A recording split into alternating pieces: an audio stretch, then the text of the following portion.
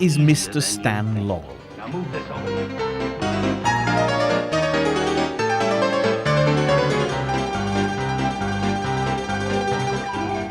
And this is Mr. Oliver Hardy. They are, without doubt, the most recognisable comedy double act the world has ready? ever seen. Goodbye, Ollie. Goodbye, Stanley. 1, 2. Ollie. What? I just thought of something. To witness the humble beginnings of these kings of comedy, we have to journey back through time to 1890. On June the 16th of that very year, Stan Laurel was born. He was christened Arthur Stanley Jefferson, and his birthplace was a quaint little village called Ulverston in the county of Lancashire, England.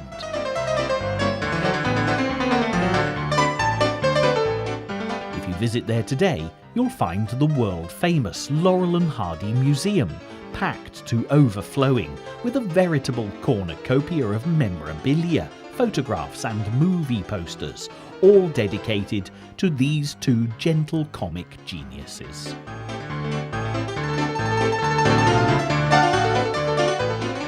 Stan was born not too far away from his dedicated museum at number 3 Argyle Street. It was his maternal grandmother's house whom, according to his father's published memoirs, was a dear little old lady of fragrant memory. In truth, she was something of a dragon, a strict Methodist who'd punish young Stan for any tiny misdemeanour.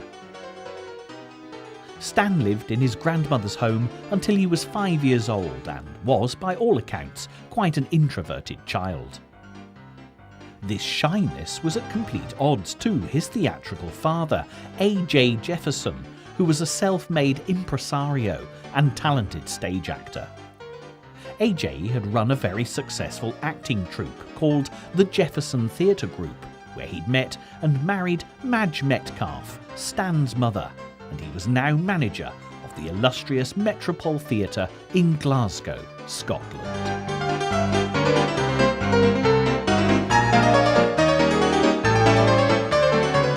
Because Stan was never particularly interested in studying at school, in fact many years later, in correspondence with friends, he stated that he was the worst scholar to attend school. His father encouraged him to spend time helping out at the theatre. Stan's love of the stage grew from here as he witnessed the first of many of his father's self-penned comedy revue shows.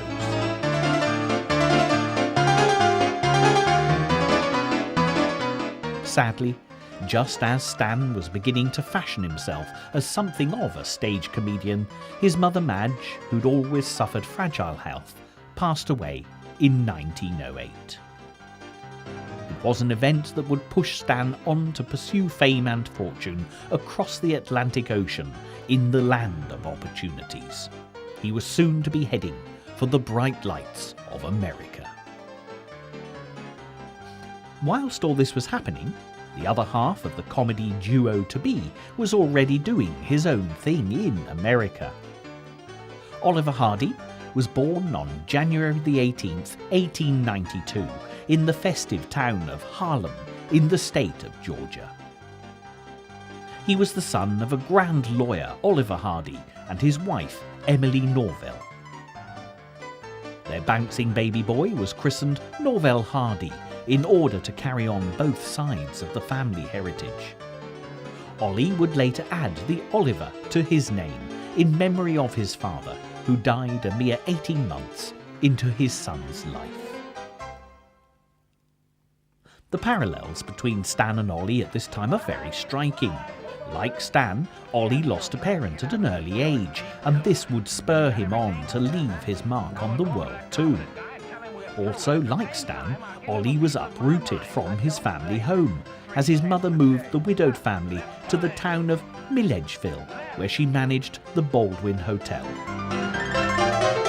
He was sent to a boarding school of sorts, the Georgia Military College, and rebelled against the stern nature of the teaching by becoming the class clown. In the same way as Stan would watch fascinated from the backstage of the Metropole Theatre, Ollie would sit in the lobby of the Baldwin Hotel and people watch to see what mannerisms and personalities he could mimic. Both of them were soaking up influences like a giant comedy sponge to be squeezed out later in life onto the silver screen.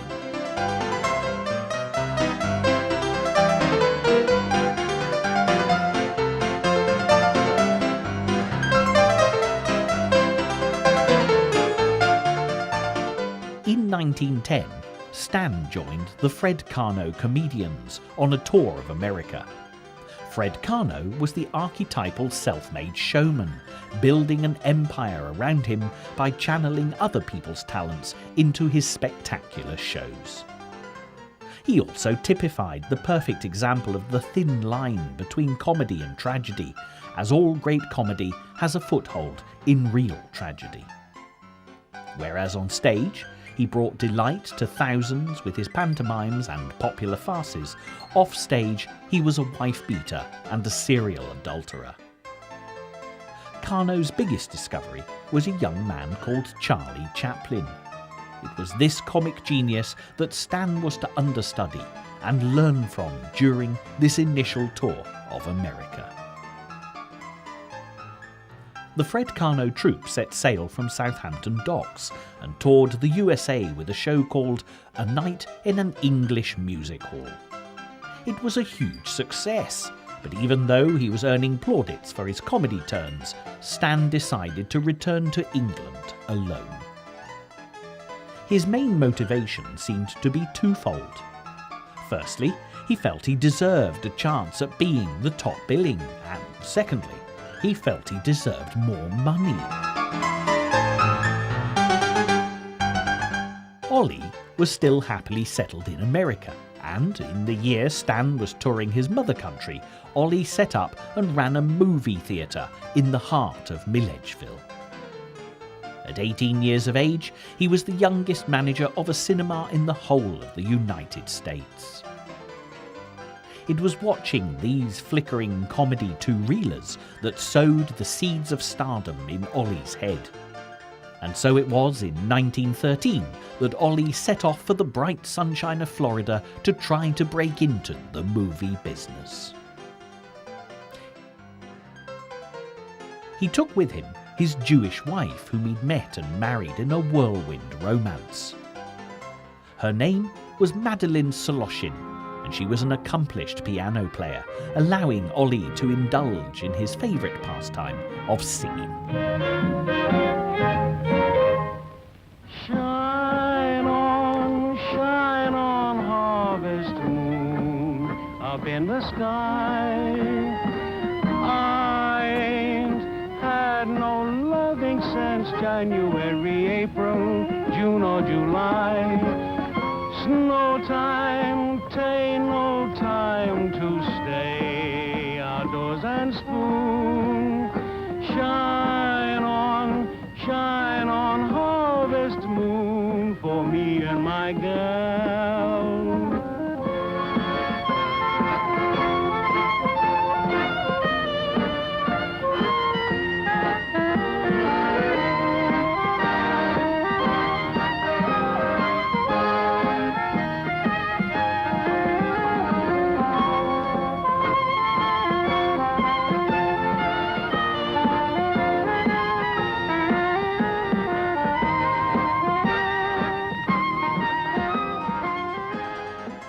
Meanwhile, Stan was scratching out a living in England with a few misguided comedy acts.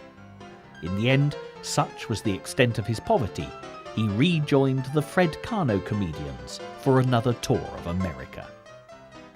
Again, Charlie Chaplin was the acknowledged star of the show and gained all the praise from audiences and newspaper reviews. Perhaps Stan looked on at Chaplin with that wide-eyed expression of his and massaged his mop of hair, wondering when it would be his turn to take the curtain calls. 1913 was the year that Madeline Soloshin became Mrs. Oliver Hardy, and Ollie himself joined the Lubin Motion Pictures Company in Jacksonville, Florida. It's also the year that Charlie Chaplin was lured away from Fred Karno by another self-made showman called Max Sennett. Chaplin immediately took up his offer and joined the Keystone Studios that were the acknowledged capital of comedy filmmaking at this time. It's here that his stage act evolved into the Little Tramp persona, which the whole world knows and loves.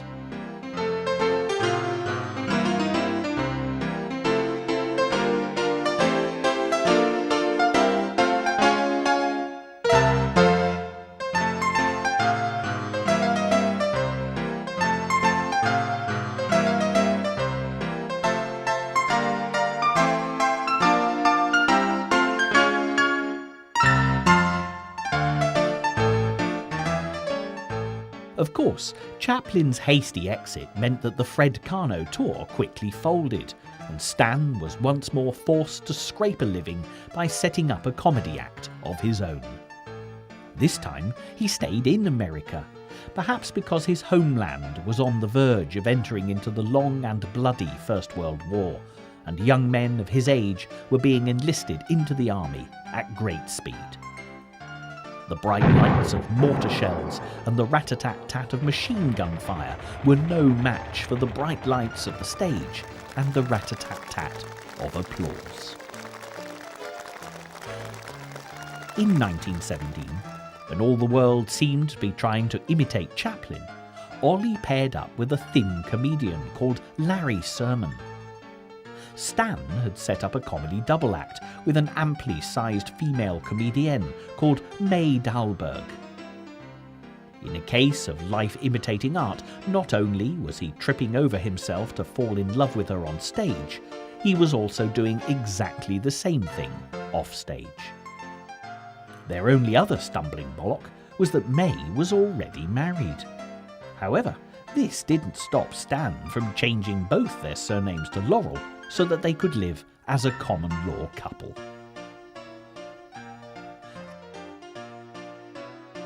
As we go through Stan's life, we'll see a pattern emerge as to his marriages repeating itself wife to wife in much the same way as he'd repeat his comedy situations by putting new slants on them. Stan's tentative steps into the movie business were less successful than his future partners. During his on and off stint in early comedy films, Stan could never find a character. He was always different. Whereas Ollie's character grew out of a long line of similar roles, in the style of that other legendary fat man, Roscoe Arbuckle, Stan's direction to the clown we all know and love was a lot more haphazard. His first foray into films was called Nuts in May, where he played a schizophrenic who thinks he's Napoleon.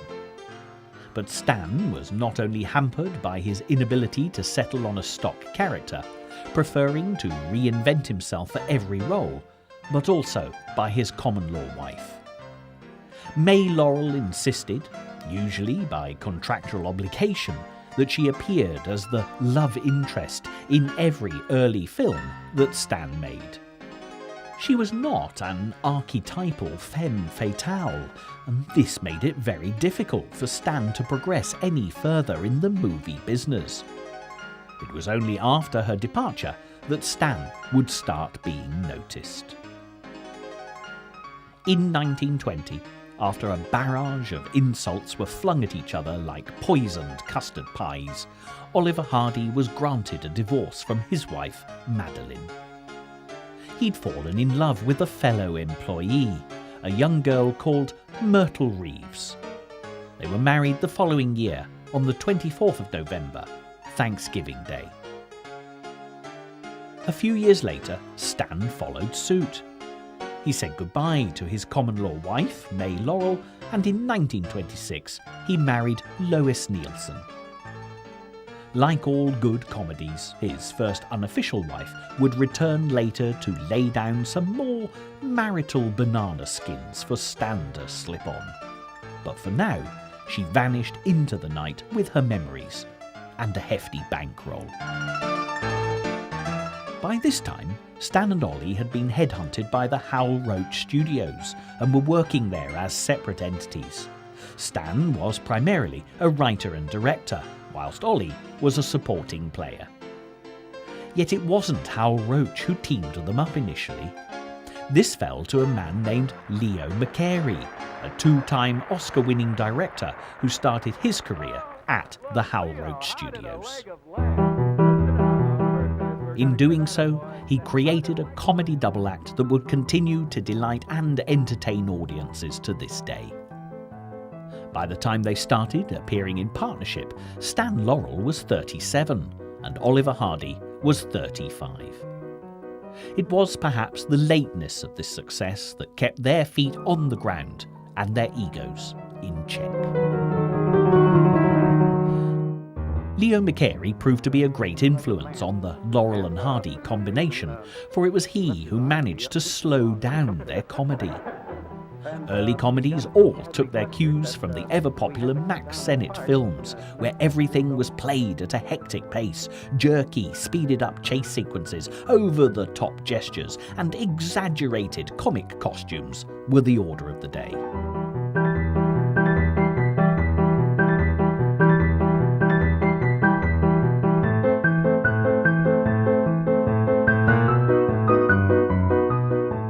McCarey put them all to one side to create a more gentle and ultimately realistic pace.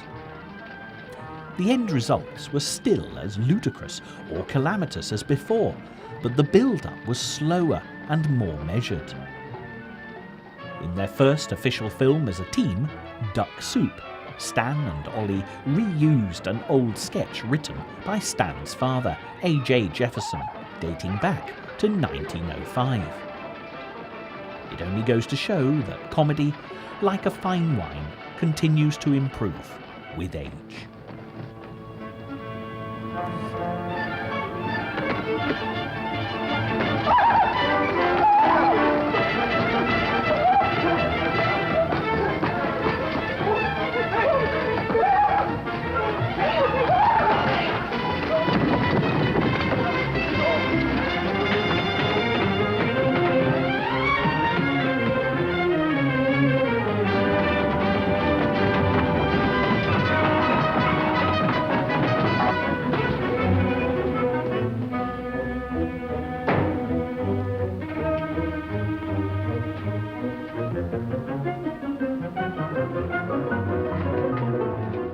Stan Laurel and Oliver Hardy became a true comic partnership in 1927 and were an instant hit with the movie-going public. To end the year on an even higher note, Stan's wife gave birth to a daughter who was christened Lois, like her mother. This happy event took place on December the 10th. In creating the look of Laurel and Hardy, Hal Roach Studios opted for something instantly recognisable, but something with which the audience could empathise. Therefore, the tailored suits and derby hats became their trademark.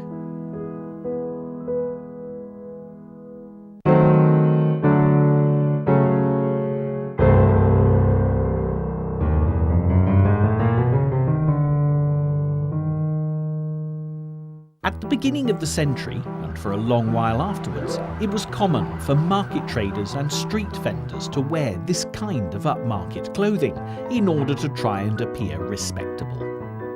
The music halls of the United Kingdom and the vaudeville theatres of the United States spotted this habit and used it in their repertoire. It wasn't Chaplin, as many wrongly assume, who started the trend by appearing in this garb on the film. He was simply following on in a rich tradition that had stemmed from a theatrical background, in much the same way as Stan Laurel did.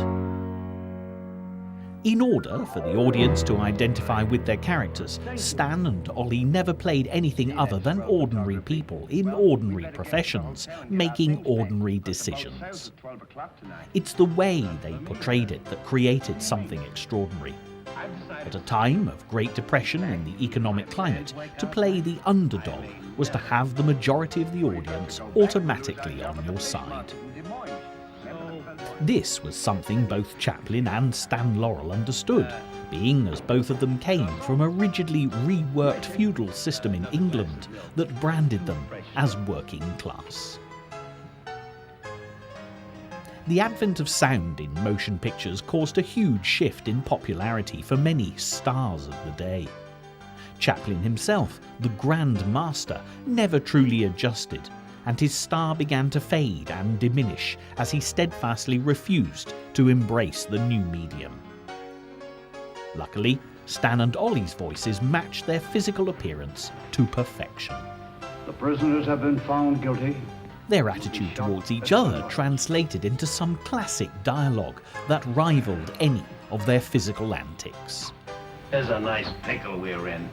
At the height of their popularity, Stan and Ollie were churning out film after film, a new release nearly every other month. But at what cost? The high point in their professional lives coincided with many complications and a great deal of unhappiness in both of their home lives. In 1930, Lois Laurel gave birth prematurely to a son, Stanley Robert Jefferson, who only lived for a mere 9 days.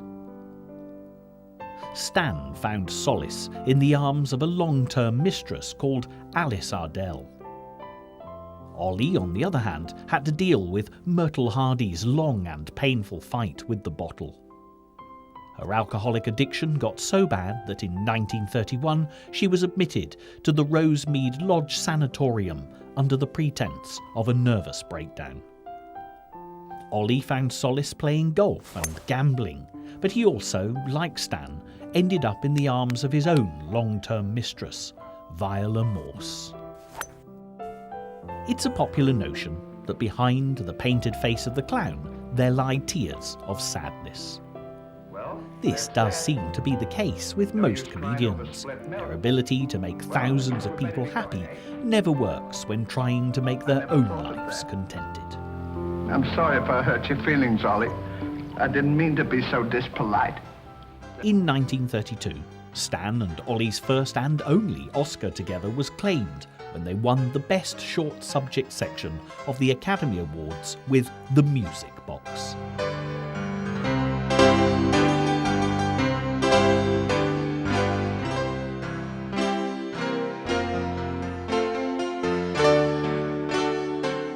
Also managed to complete a whirlwind publicity tour of Great Britain, in which they discovered the immense love and affection that was lavished upon them away from the USA.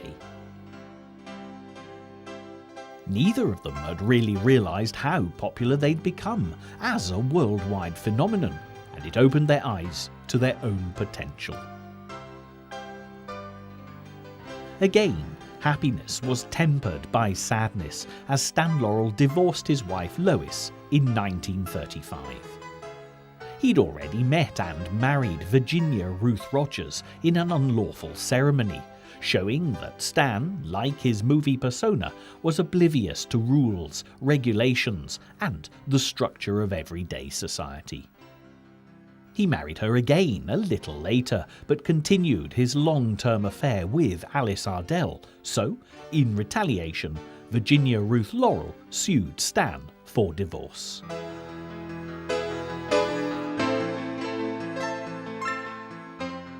Then, whilst he was being sued for divorce, May Laurel, back from the wilderness and obviously running out of money, reappeared to sue Stan for property rights. She stated that a common-law wife, although not legally married, was entitled to just as much as any other ex-wife.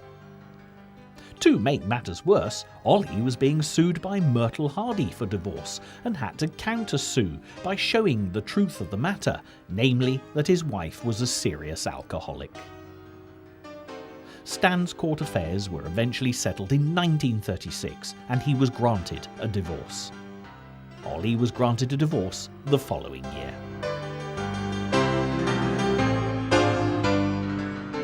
But it wasn't to end there.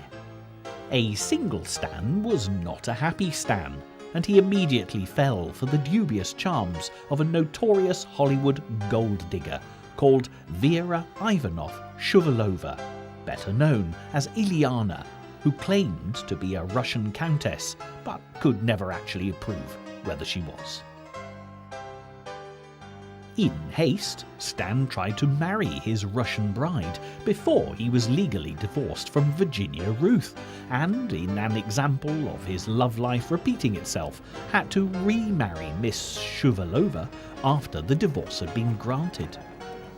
He then decided to marry her once more in a traditional Russian ceremony, in case his new bride hadn't understood what was going on in the first two times.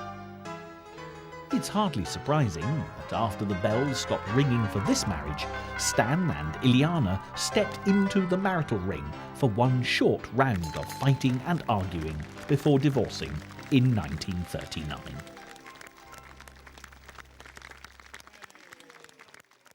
What is surprising in hindsight is that two genuine classic Laurel and Hardy films emerged from this period of strife.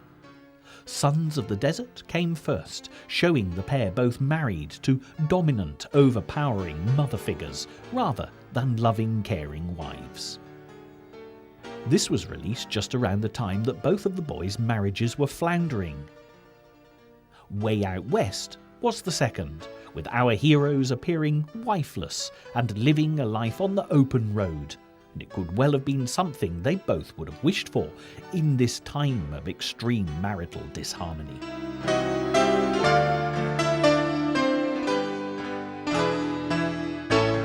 It's interesting to note that Stan and Ollie are almost prepubescent in their attitude towards their on-screen wives, a total role reversal of their appetites off-screen. They're also never portrayed as being happily married and are forever trying to keep secrets from and avoid being around their on-screen spouses. Perhaps this stems from Stan's writing drawing influences from his and Ollie's past.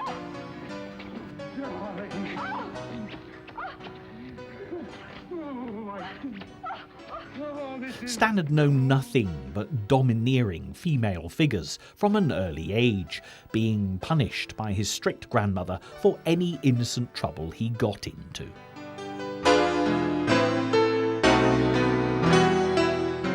Ollie had a mother from the deep south who not only had to raise 5 children without a husband, but also managed a thriving hotel business.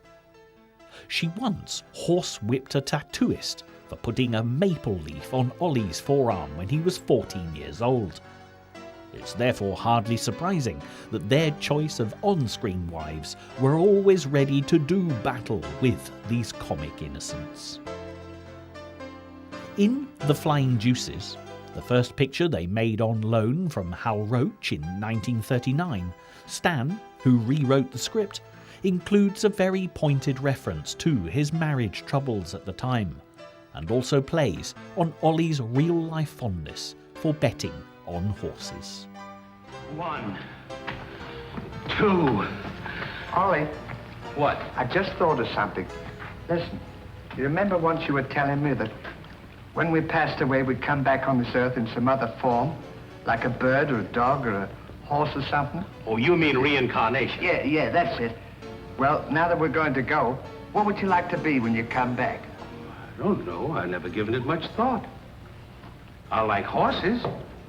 I guess I'd like to come back as a horse. Huh. What would you like to be when you come back? Oh, I'd rather come back as myself. I always got along swell with me.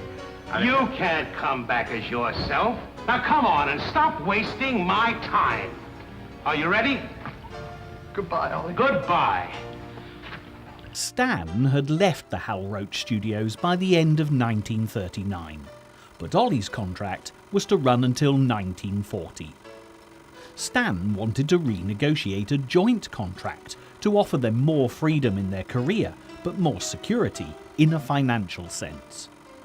Unfortunately, because of Stan's many marital mishaps, he was badly in need of money and was happy to re-sign on a short separate contract again in 1940.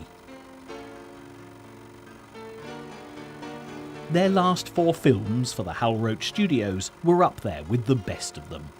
The 13-year career they'd established with Hal Roach came to a happy end in 1940 with Saps at Sea, a film in which they seemed full of renewed energy and enthusiasm. Their private lives too seemed to be more settled.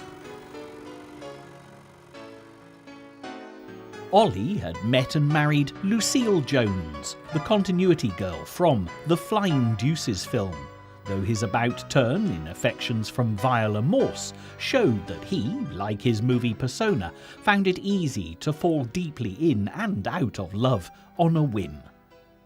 Stan, equally as whimsical, remarried his second wife Virginia Ruth, and they set up Laurel and Hardy Feature Productions. However, it was short-lived. By 1941, Laurel and Hardy Feature Productions was shut down. The huge amount of money that was needed to set up a film, for hiring studio space, technicians, sound equipment, the means of distribution, and the endless publicity to promote it, was never forthcoming. So Stan and Ollie reluctantly agreed to sign on with 20th Century Fox. Ollie was more eager than Stan to do this, as he was being chased by the IRS for back taxes, as well as being sued twice for non-payment of alimony by his alcoholic ex-wife, Myrtle. By now, the Eternal Clowns were beginning to show their age.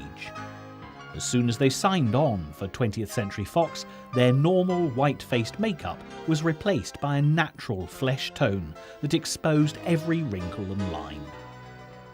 Clowns tend to rely on the flexibility and agility of youth to pull off their most complicated of routines. Sadly, by the time they'd gone through the motions in 4 films for their new employers, Stan Laurel was pushing 55, and Oliver Hardy was hard on his heels at a not-so-sprightly 53.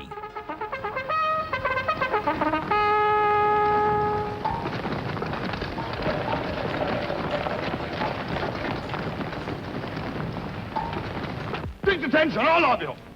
The men who were to be shot this morning have escaped. Be sure all gates are closed and make a thorough search of the entire barracks. Whoever brings them back will be given a reward of 6 weeks' furlough. Go.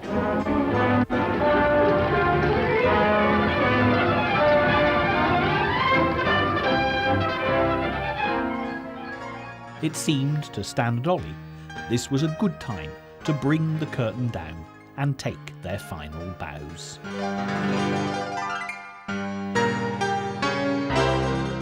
They'd never been happy making the longer films, as both felt it stretched their comedy and their characters too thinly, resulting in a watered-down version of Laurel and Hardy.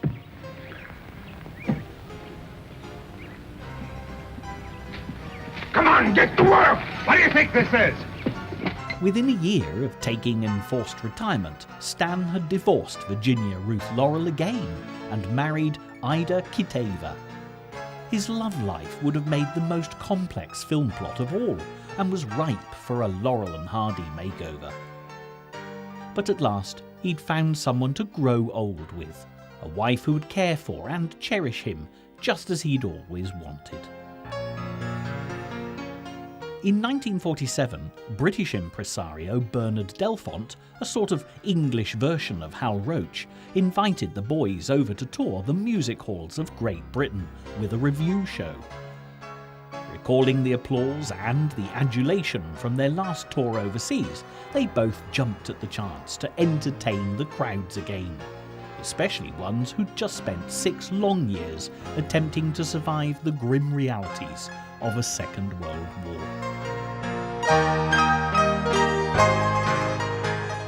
It also meant that Stan could pay his respects to the father that had encouraged his son to tread the boards of his theatre all those years ago. A.J. Jefferson was 85 years old and extremely proud that his son was returning to the music hall circuit that he himself had been so widely known for. Stan and Ollie received a standing ovation at a Royal Command performance, which was a show performed in London before the royal family, and then took the show to France, Belgium and Scandinavia, and it was equally as well received as in Stan Laurel's native land. When they returned to the United States of America, Stan found out that he was suffering from diabetes and was put on a special diet. Their return was tinged with more sadness when Ollie's mother, Emily Hardy, passed away at the grand old age of 88. Not long after, Stan's father, AJ, passed away too. A year later than Ollie's mother, but a year behind her in age. Stan and Ollie became, effectively, overgrown orphans. Both of them had lost one of their parents at an early age, and now they were united in grief for the passing of their surviving parent. Resigned to living out the rest of their lives with fading memories of their illustrious movie careers, Stan and Ollie were surprised to receive an offer of a French-Italian co-financed film that would shoot for a couple of months on the French Riviera. It was an offer they really couldn't refuse, but they'd soon regret accepting it. Upon arriving, they found there was no working script, and Stan had to quickly cobble something together with 2 American writers. To make matters worse, there was no common language, so communication was near impossible for everyone working on the film. And to top it all off, Stan suffered severe problems with his prostate, had an emergency operation, and his diabetes worsened considerably because of the trauma.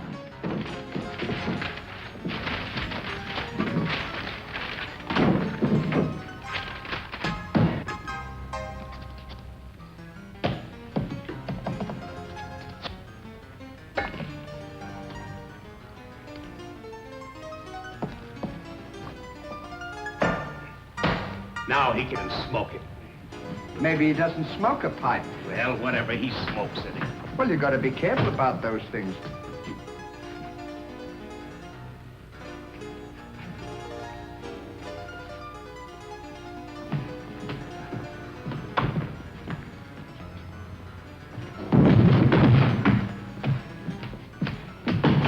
He had to have a permanent medical team on set with him at all times. Ollie's weight had ballooned to a massive 20 stone, whereas Stan's had shrunk to a skeletal 8 stone. Their physical form had always been a source of great amusement, but here it was somewhat grotesque and worrying to witness. The resulting film took 12 months to make and was titled Atoll K, and was a very pale imitation of their former glories.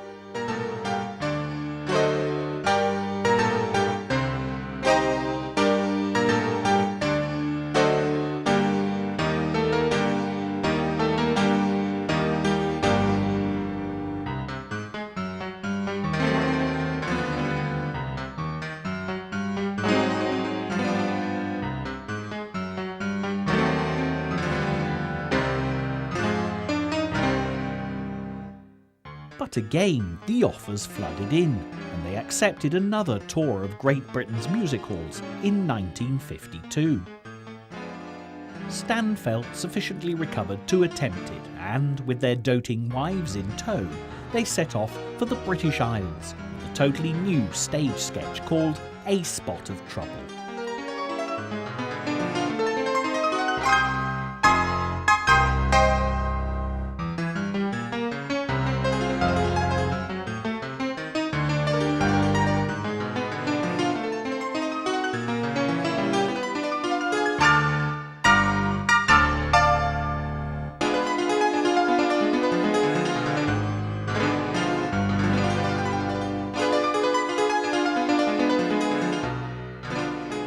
Just like their earlier tours, this one played to packed houses with standing ovations and ever-loving crowds of fans flocking to see their comic idols. It was such a success that a second tour took place in 1953, in which they began their dates in Ireland, as Ollie's working visa only permitted him to enter Great Britain via the Emerald Isle. They docked in a tiny fishing village, and thousands of people flocked to see them embark. Then all of the church bells started ringing out their theme tune, the Cuckoo Song. Stan and Ollie freely admitted that they both had tears streaming down their faces. The public at large still loved these two aged clowns, and it was an affection that would never die. But mortality has a way of pricking the conscience of legend. Ollie had a mild heart attack during this second tour and was ordered to return home and lose weight. His weight had been a constant worry to him all through his life. In later letters to John McBabe, official biographer of Laurel and Hardy, Lucille Hardy would relate her husband's self-loathing for his ample girth and his surprise that his wife would be able to love such a person. Around the time that Stan and Ollie returned to America, there was an increasing popularity building for them in the younger generation, as their earlier films were shown again and again on the relatively new medium of television. Small children in particular loved them.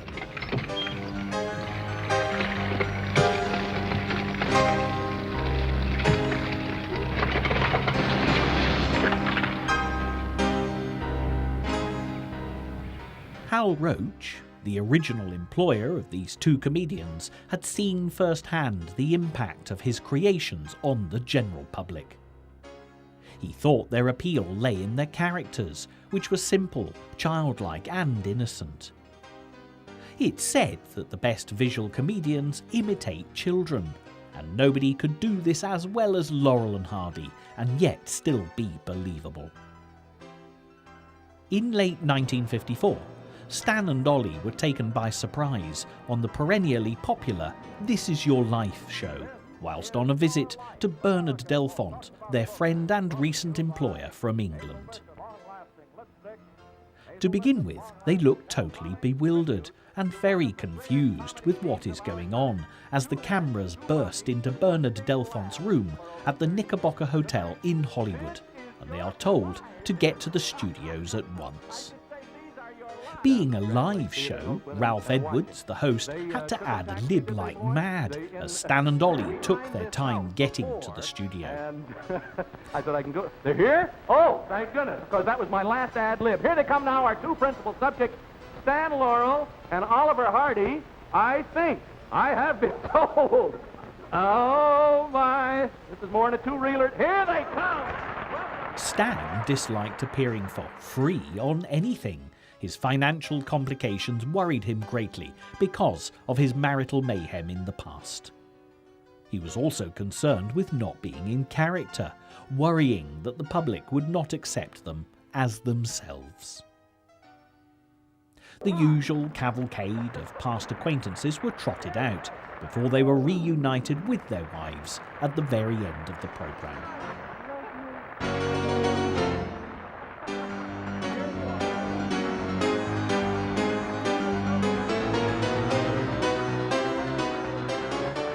Hal Roach Jr., who had by now taken over the running of Hal Roach Studios from his father, was present and had noticed how popular the boys were becoming again. He offered them a contract to make 4 60-minute colour films for NBC to be shown during 1957 and 58. The series would go by the title Laurel and Hardy's Fabulous Fables, made up of many sketches and gags which Stan had never fully fleshed out for any of their movies, as well as some older music hall and pantomime routines which he'd rework. Stan, as ever, could never let go of a good joke, and many of their routines were often redone time and time again to try and create the perfect version. The whole series would have been a collection of fairy tales, and sadly, a fairy tale is all that it became. Before shooting began, Stan had a mild stroke, which put a final, the end, on their careers. He was told to take things at a slower pace. Oliver Hardy had always, because of his burgeoning size, taken life at a slower pace. However, with concerns over his heart, he decided to proceed with a crash diet that saw his weight shrink from over 20 stone to just over 10 stone.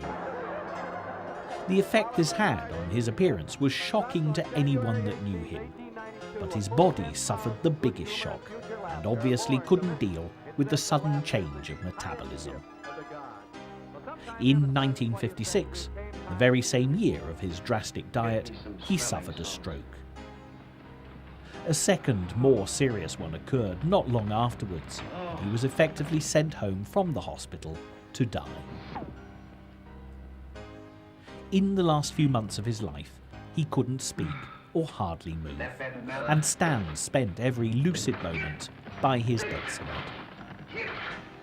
You can imagine Stan in that tortured way of his, trying to explain something complicated, whilst Ollie just lay there looking exasperated and drumming his fingers on the mattress. Ollie twiddled his tie for the very last time on the 7th of August, 1957. Oliver Hardy was cremated and his ashes interned in the Garden of Hope, the Masonic section of North Hollywood's Valhalla Memorial Park. Stan Laurel expressed terrible shock at Ollie's death, saying that he'd been like a brother to him. The pair had never argued, and Stan's only wish was that his larger-than-life friend had realised how much people truly loved him. Stan and Ida Laurel moved to the Oceana Apartment Hotel in Santa Monica and lived in humble seclusion.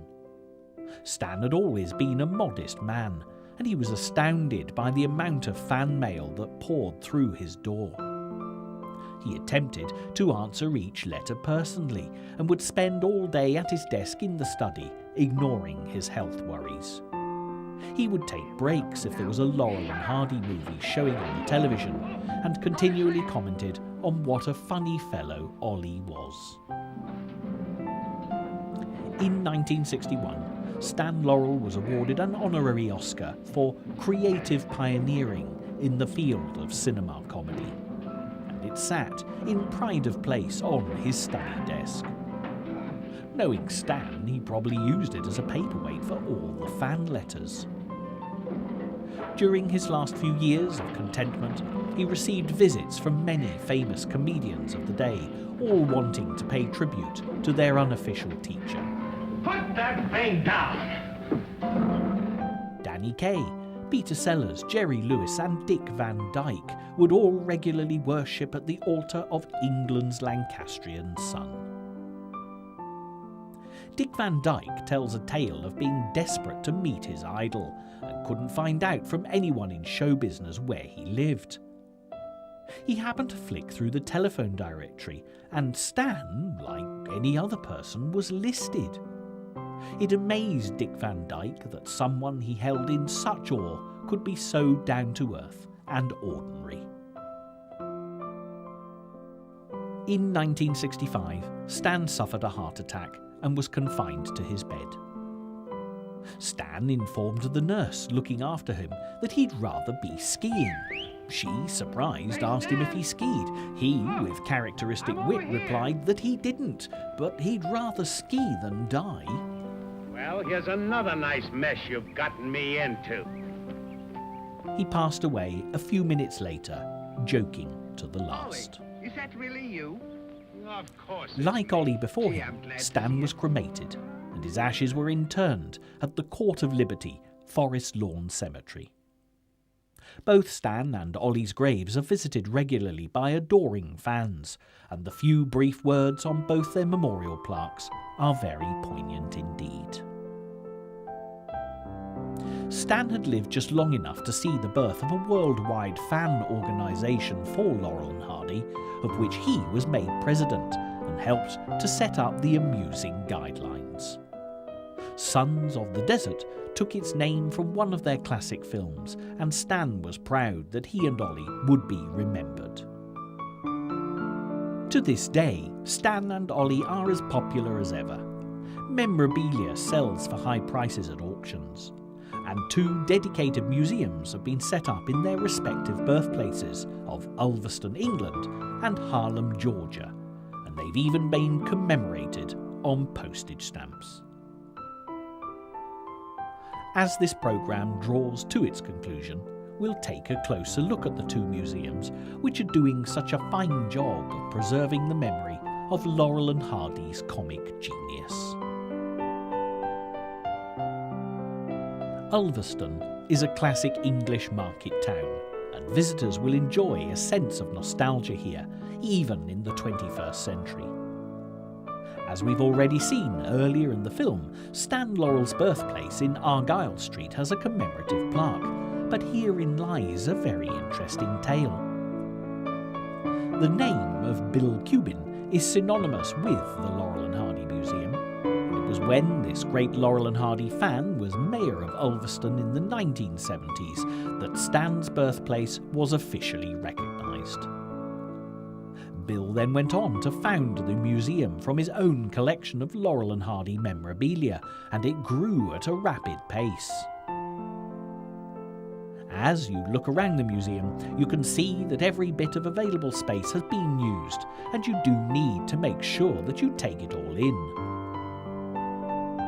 When Bill died, the museum was left in the capable hands of his daughter Marion, who, with the help of her sons, is carrying on his precious legacy, which is great news for Laurel and Hardy fans the whole world over.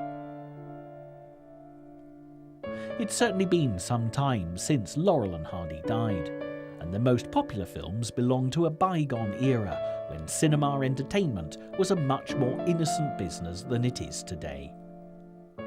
However, there's still a timeless element to their movies, and visitors to the museum are able to watch all their favourites in a miniature movie theatre which Bill Cubbin created especially for the purpose.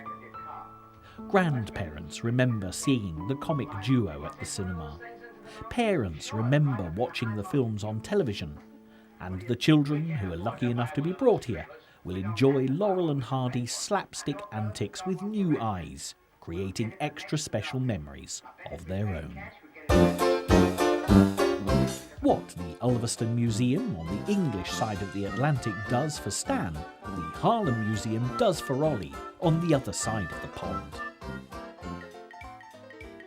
Harlem, Georgia was founded in 1870 and was named by a New Yorker visiting the town who thought it resembled that more famous Harlem of his birthplace.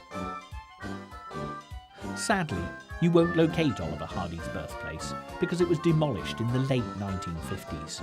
But don't let that deter you, as the wonderful Laurel and Hardy Museum of Harlem certainly makes up for it. This is a delightful work in progress, where, just like its English counterpart, exhibits are expanding on a daily basis as memorabilia floods in from all over the world. Just as Bill Cubbin created a truly atmospheric small cinema to screen Laurel and Hardy classics at Ulverston, the museum in Harlem has provided a movie theatre for its visitors too. Although the memorabilia is wonderful, and knowing the real men beneath the derby hats is an added bonus, it's the movies that really show the magic of Laurel and Hardy, cutting across age and cultural barriers to bring pleasure to one and all. Laurel and Hardy are truly adored by people of all ages, from 8 to 80, and this is mainly because the love they put into their comedy really did shine through. Other famous comedians such as Charlie Chaplin and Buster Keaton were always proud to show their technical brilliance and expertise on the silver screen. The audience would laugh, but also be thinking how clever the performers were, and in doing this, the audience was kept at a distance. Yet Stan and Ollie, although just as technically and comically adept, would hide all that to just go for the laughs. Pure and simple. They were the true clowns, and that is why they are still laughed at and loved in equal measure today. In the end, true lasting fame is achieved not by luck, but by hard graft, talent, and a touch of magic. Stan and Ollie put in the time and the effort to make their comedies little works of genius, and it's for these flickering black and white images that they will be best remembered.